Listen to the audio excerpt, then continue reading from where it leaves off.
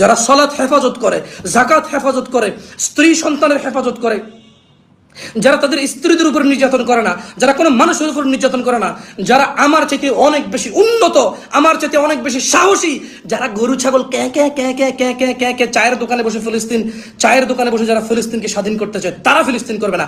এই আমার মতো কেউ ফেসবুকে লাইভে এসে ফিলিস্তিন স্বাধীন করবে না। যারা ফিলিস্তিন স্বাধীন করবে তারা ভিন্ন লেভেলের মানুষ হবে। যারা ফিলিস্তিন স্বাধীন করবে, they are the real Muslim, they are the real fighter.